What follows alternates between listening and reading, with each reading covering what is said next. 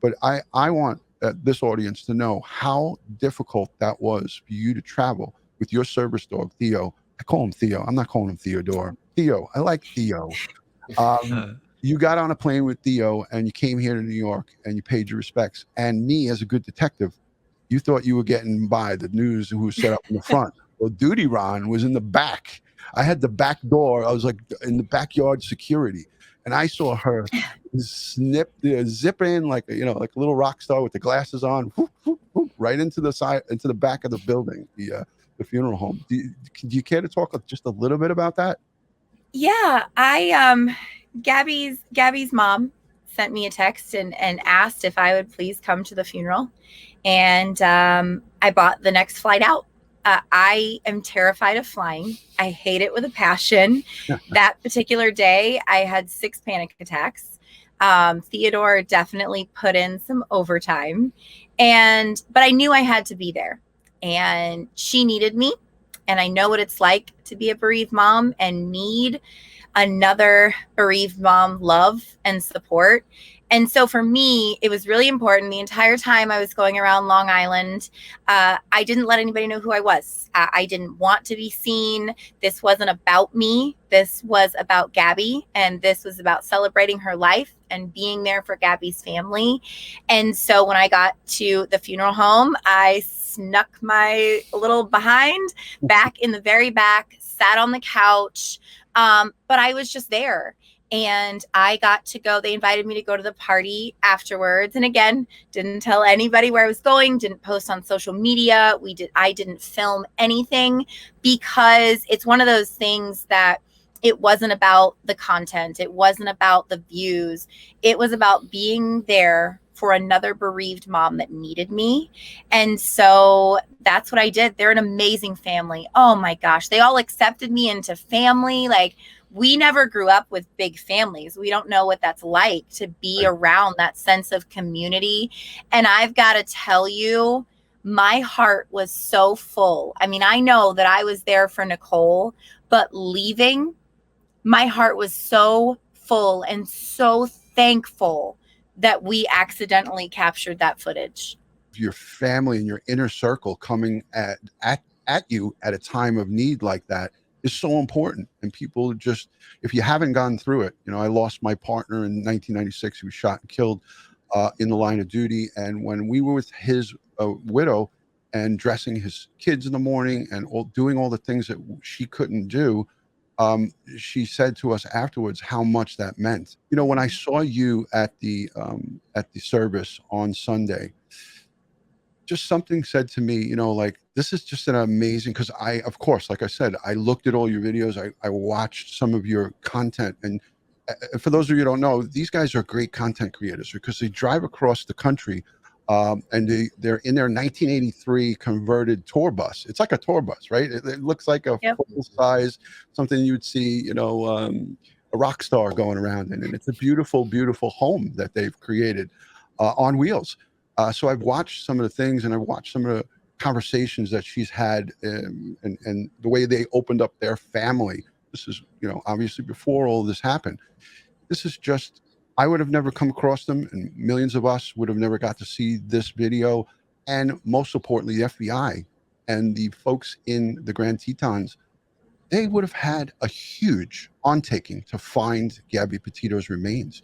And because they saw something and were put onto it by another fellow social media person, it prompted them to go back and look. And as an investigator, that is so important for us to bring closure or a piece of it to the family. And one major piece of the puzzle, and one major piece of getting to even having a chance at some type of, I don't even like to say closure because you never get it. There's always that hole in your heart that's never replaced.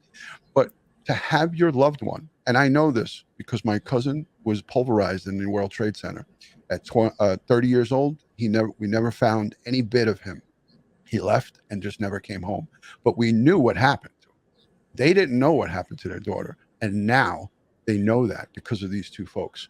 It is our business to see something and say something. And Jenn, that's what you and your husband did. And, there's no credit for an individual act. You guys did this together as a team, and I'm so proud and honored to highlight you on my channel, and I hope to come on yours one day and For sure.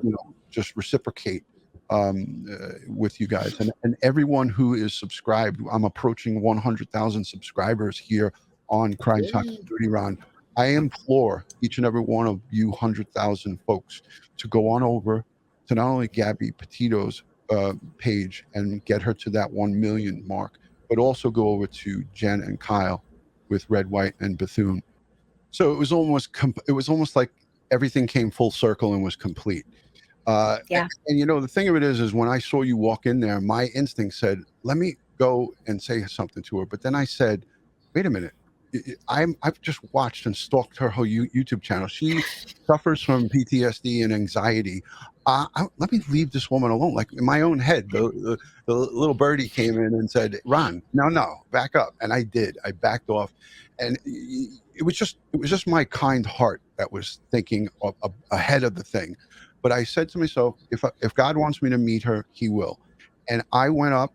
I talked to Joe. I first talked to Nicole.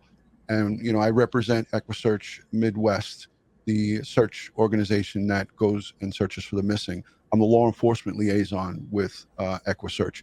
So I've been in communication with them behind the scenes. So we had that conversation. I spoke with Nicole. I spoke to Joe. And then I said, I got to get to Jimmy because when he was in Wisconsin, we were on hold with our drone pilots. We were ready to go. And none of that was spoken about on any of the YouTube channels, nothing. This is what I was doing to try to help the family. So in the process, I had to sneak under the little thing. I was bad boy. I went under and I went, boom, straight to Joe, to Jimmy. And I got stopped. Someone said, hey, this is just for family only. I was wearing a T-shirt that said EquiSearch. And I said, oh, I'm a retired detective, and I've been speaking with Jimmy. I represent EquiSearch. And the guy was like, okay, go. So I went and I said my respects and sent my condolences and just a few words. And as I had to leave, I had to walk past the back where all the couches were. I saw you. And I said, there it is. There's my sign that I have to say hello to her. And I was still at that point worried that I was going to make you nervous. But because we had our conversation yesterday, I come to find out I didn't make you nervous. Yeah, you actually, you put me at ease, honestly, because we were just inundated. In all honesty, you cannot imagine the amount of news channels that we were on and all the things that were just, we had hundreds, if not thousands of emails and messages and comments. And when I first spoke with Nicole, I was like, I will do whatever you want me to do. What do you want me to do? And I said, if you want me to do interviews, I'll do them. And she's like, go on every national interview that you can. And so that's really what I was focusing on first. But like when Ron came over and shook my hand, I knew instantly that he was good people. And as a matter of fact, I texted Kyle and I was like, I just met DutyRon. He is awesome. We're going on his show. And this guy's like, he's been texting me the whole funeral because I didn't have my phone out a lot. I wanted it to be me there for them, but I also needed a little bit of support. And so I was texting him throughout the day. But I got to say, Ron just made me feel so good and put me at ease. And so thank you, Ron, for being amazing and being you. Jenn, when you told me that yesterday, I felt so good. And that was your gift really to me. And we did it just naturally. But I tried to be as short and brief as I could because of the circumstances that we were there for. It was about the Petito and Schmidt family. But I also wanted to give support to you because I was aware, not because we spoke, but I was aware because of your YouTube channel and the way you share everything really with your audience and your subscribers. That's why I implore everyone to go over and subscribe to these beautiful people, because not only do they show you some beautiful footage of where they go, but they share their lives, their kids, their everything. They're so transparent.